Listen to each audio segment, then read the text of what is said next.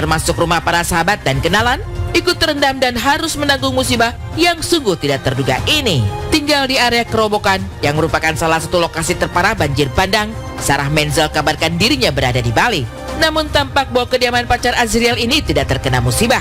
Ia pun mengunggah foto dirinya sedang dalam perjalanan dari rumah ke bandara yang biasanya hanya sebentar, namun kemarin memakan waktu sampai lebih dari 3 jam lantaran lalu lintas lumpuh total.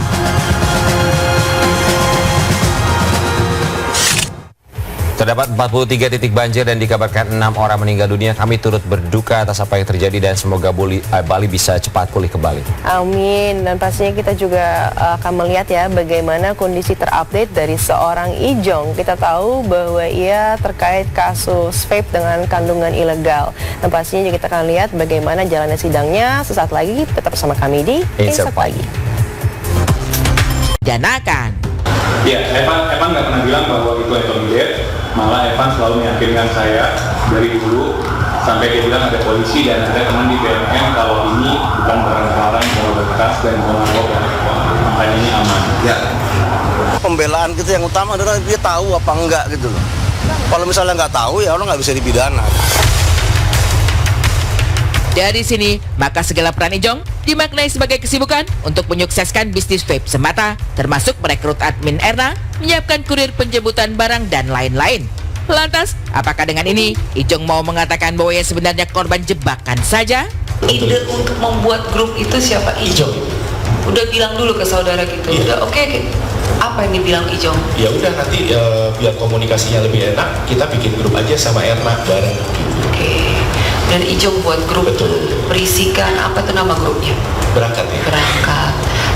Iya, dari persidangan tadi kita melihat bahkan si Evan juga menyampaikan bahwa dia itu yang si 40 pouch itu, cartridge itu, dia katanya menjual ke kawan-kawan dia yang Ijong tidak kenal begitu. Jadi apakah dia penjual profesional atau tidak, kembali kami tidak mau menghakimi orang di sini apakah Ijong dijebak oleh Evan, apakah Evan ini penjual profesional.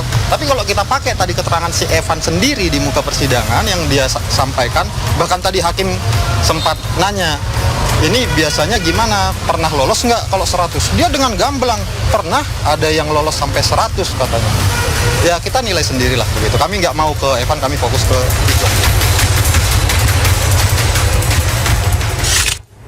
Iya, entah terlalu naif atau memang benar-benar tidak tahu dengan apa yang udah ya konsumsi selama ini. Ini kita balikan lagi ke sistem hukum, kita juga percayakan begitu ya, karena memang sudah ada beberapa agenda pemeriksaan juga yang akhirnya nanti akan merujuk kepada vonis akhir nanti. Ini pertemanan yang awalnya bersama-sama di meja makan, kemudian berakhir bersama-sama di meja hijau. Dan pemirsa, kita tinggalkan Jonathan Frizzy. Berikutnya, kami sudah merangkum beberapa informasi menjadi satu. Pemirsa, kali ini Dahlia Polan, kita tahu bahwa rumah tangganya di ujung tanduk, tapi dia tetap asik-asik aja tuh bikin